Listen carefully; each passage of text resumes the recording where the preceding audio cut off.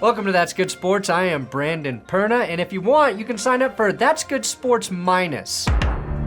What's That's Good Sports Minus? It's nothing. You sign up, you give me your money, and then you eat it. You shut up and you give me your money for nothing. That's why it's called Minus. I hope you do have a war chest of extra funds if you want to watch every NFL game this season. Start cutting costs, okay, for unnecessary things in your life. Baby food, heart medicine, car insurance to make room for your NFL viewing expenses. The NFL will now have games on YouTube TV. For the Sunday Ticket, Amazon Prime, Peacock, ESPN Plus, and now 2 Christmas games on Netflix. I know a lot of people are complaining, but if you remember what Jesus said, whose birthday is literally on Christmas, what a coincidence, but he said, with man, this is impossible, but with God, capitalism will save us all. That is how you get saved, by me, Jesus of Prophets. What, if Harrison Butker can use Jesus to push some weird bullshit narratives, so can I. That's America. How we will consume NFL and sports games in general is changing. And the almighty dollar still rules this evolution of screens. Personally, I already have Netflix. I've been paying for that shit since it was DVDs, so I really don't care that games will air on that streaming service. I have all of the damn streaming services, plus cable. I hate that I have to pay for it all, but it's kind of my job, so I justify it.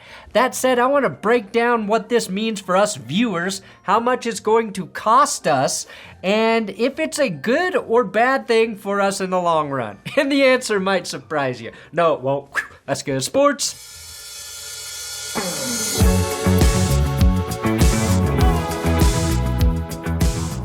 Speaking of capitalism, subscribe. That's free. But my coffee company, Benchwarmer, it doesn't work unless you fucking buy it.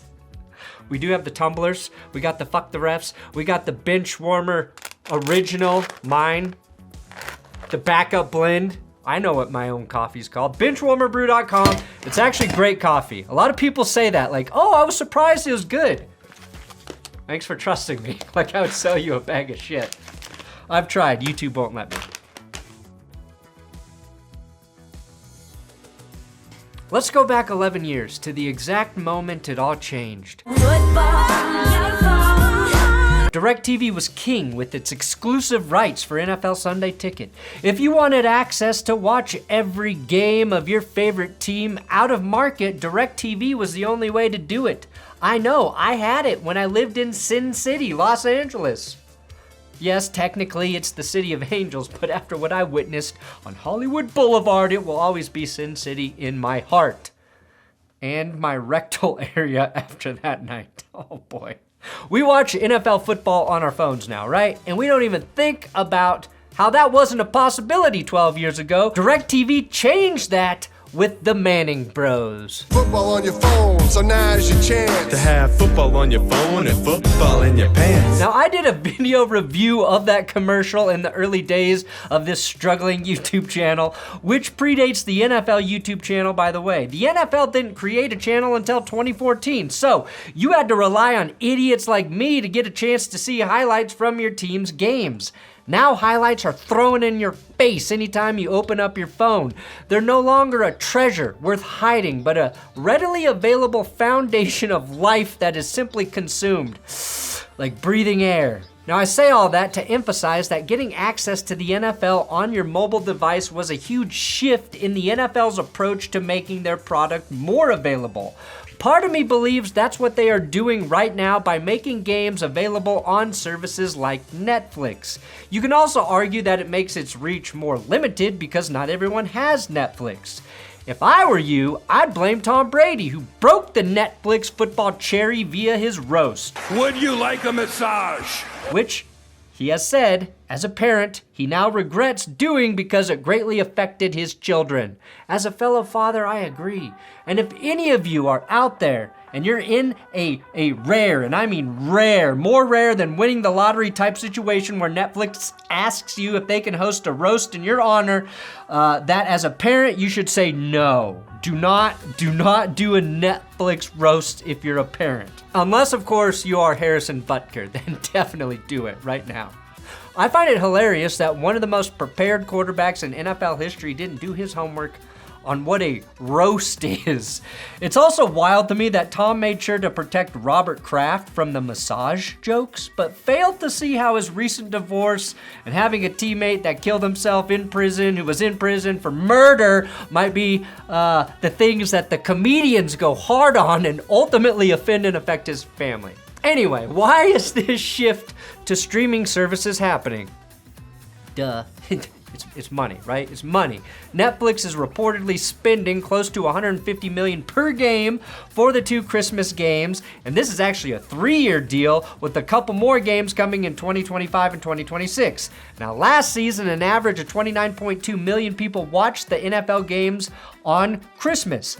That's why Netflix is willing to pay. In addition to that, Netflix is hoping to see the big subscriber boost like Amazon saw 2 years ago when it took over Thursday Night Football. I forget the numbers, but they were insane.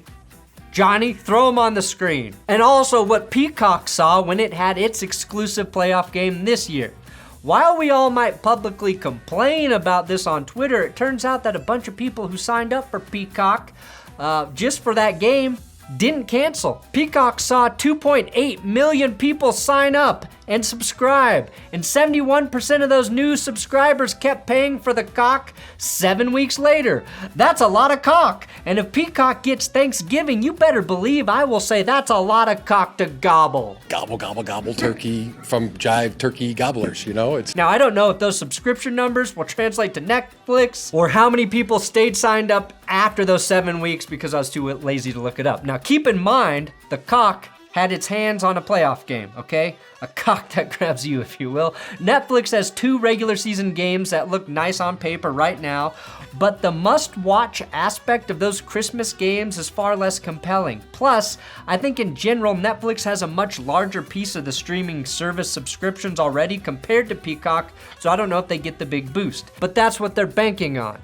Now, a benefit that doesn't really get mentioned too often in all of this discussion is that Thursday Night Football on Amazon is actually a better viewing experience than it was when the NFL Network hosted all of those games. On Amazon, you have multiple broadcast options plus Prime Vision, and for hardcore fans like me, that shit's cool. I'm not sure if a platform like Netflix can up the ante with the presentation for just 2 games a year, and for a company that has little live production experience. The Brady roast was good, went off without a hitch, but according to my wife Jess, their Love is Blind reunion live show was a disaster. If they fuck up NFL games, Netflix will look more like Quibi or PlayStation View after Chiefs, Steelers, and Ravens fans get done with them. They're just starting to enjoy some success again. For Netflix, it's willing to drop a giant chunk of change on NFL games because they're proven to work. For them, it's a lot less risky than spending that kind of money on a series that flops. Tanks, Space Forces, if you will. Like the NFL, Netflix was king of streaming for a very long time, but as that market became widely more competitive, they have to make some power moves. Netflix is betting on a massive influx of new subs for those 2 games. And while it's not a playoff game, Christmas is a smart play, as that's when we're all in a pretty good mood and we don't have issue spending a little more money. What's $20 when I just dropped $1,000 on my dumb kids who do not entertain me like football and only bring me the same misery my football equally provides?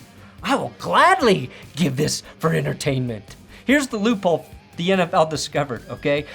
They have more games than they know what to do with. Thursday Night Football survived waves and waves of criticism about player safety because a standalone primetime game in the middle of the week does numbers. The NFL realized it can still satisfy all of its TV agreements because it has 14 to 16 games every single week. Plus, the game on Peacock still had fucking commercials even behind the paywall. Whopper, Whopper, Whopper. They can handpick 1 or 2 of their games on any week and then sell that to Netflix or Peacock and not disturb their billion-dollar TV deals with Fox, NBC, CBS, and ESPN. I also think the COVID year, where they had to reschedule games, showed the league how much maneuverability they had to move games around like chess pieces, which is why we have games on pretty much every day of the week at different points this year. Then you had Christmas fall on a Sunday in 2022 and a Monday in 2023, and boom, holy fuck, the NFL destroyed the holiday once formerly monopolized by the NBA. And not to mention, the Christmas game was co-broadcasted on Nickelodeon, where nothing significant happened that I can recall. Yeah, that's not what he wanted to cook. I feel like we, the viewers, are getting shafted right now. It does suck to be strong-armed into having to pay for a subscription you don't really want just to watch a football game on Christmas. Specifically, Chiefs, Steelers, Ravens, and Texans fans. On the horizon, though, is a projected Netflix, Peacock, and Apple Plus bundle. So while it might seem random, if this goes through, you might already have those services, all the services you would need to watch these games anyway. The thing that bothers me is not the $15 I'd have to pay a month for whatever streaming service. It's having to remember to cancel that shit if I don't want or use it. Does the NFL know how much bullshit we already have on our plates? Now we have to remember to cancel something on top of all the other shit we're already letting slip through the cracks of our lives? But as these bundles come, the one I just mentioned, plus an ESPN, Disney, Hulu Plus bundle already exists. They're working with the NFL. You might only have to pay for 2 different bundles to watch all your football games at some point. Possibly. And those bundles are allegedly going to be at reduced prices, so maybe you're saving money there too. I think an opportunity that's being missed here is if you sign up for one of these streaming services, you should also get the NFL Network while you're signed up there. I think that's a little more enticing. If you're paying to watch a game there, then you should get all of the NFL Network programming, shit like Good Morning Football that you want to watch every day. And we know an NFL and ESPN partnership is coming. I did a video on that, so maybe it will become available via ESPN or ESPN Plus. Now, Sunday Ticket is flawed as well. With the NFL Red Zone, nobody really wants the Sunday Ticket. There's literally no way to watch every single game in its entirety, not even in a week. And if you have that kind of time on your hands to watch every game, guess what? You can't afford Sunday Ticket, you broke-ass deadbeat. You ain't doing shit. Now, there's all these weird rules or made-up bullshit about local broadcast rights or TV markets or some shit used as a reason for fans not being given an a la carte Sunday Ticket option to get every game of one team or maybe a couple teams. That's something that needs to change at some point, but for now, YouTube is allowing you to purchase the Sunday Ticket because they paid $2 billion per year for those rights. MLB TV allows you to pay for just your team's games.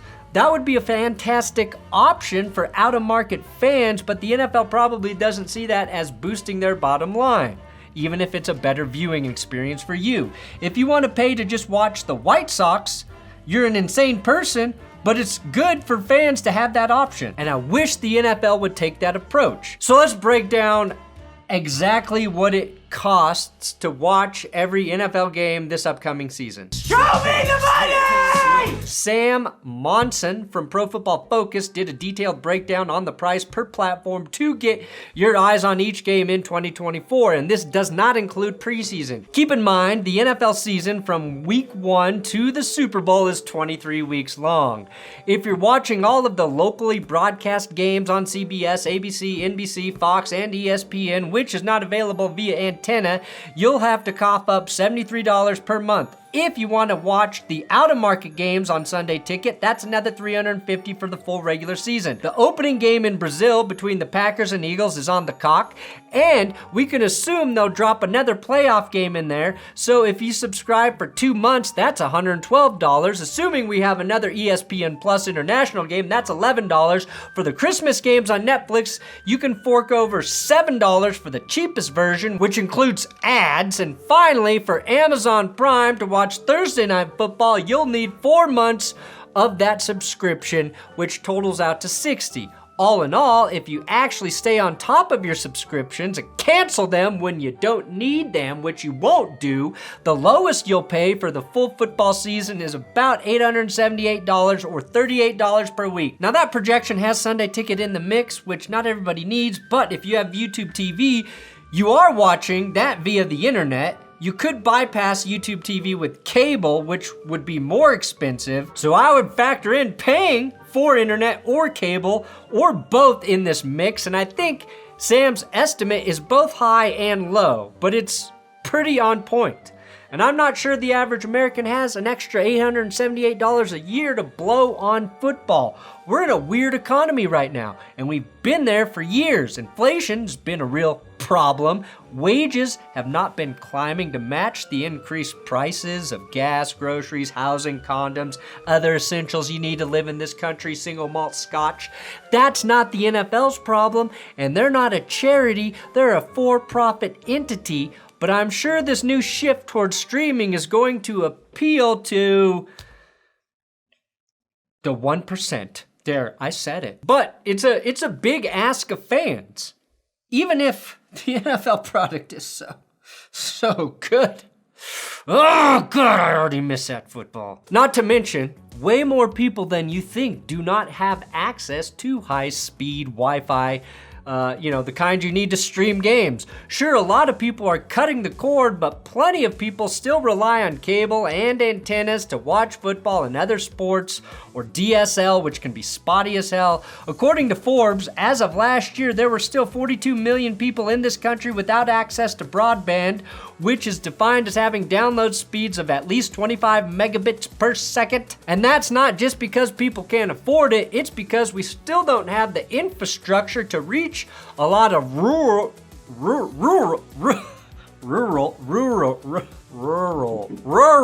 sorry, I'm jet lagged, populations, and even places in the country you wouldn't expect. You could buy Elon's Starlink, which works well, but is also expensive. There's a digital divide that still exists in America.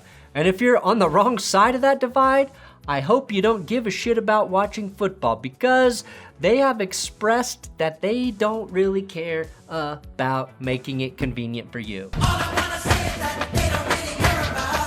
As much as I might disagree or perhaps even hate this new streaming world, where you get charged $10.99 until you're blue in the face and blue in the balls, and then they take that price that you've learned to swallow and raise it to $12.99, there's no denying that this is the way the wind is blowing, and it's not going back to the old way. Eventually, the Super Bowl will be pay-per-view or behind a paywall, and I think it'll happen in this decade. The genie cannot and will not be put back in the bottle, because this new model is just going to prove too lucrative for the NFL and its streaming partners. That's why I'm proud to announce I'm going to be a streaming partner with the NFL as soon as they start answering my calls. Football? On your phone? Thanks for watching That's Good Sports. Please subscribe here on YouTube. If you don't feel like I earned your subscription by this point in the video, then why the fuck did you watch? Huh? Why did you watch this whole video and then decide not to subscribe? That says more about you than me. Come on.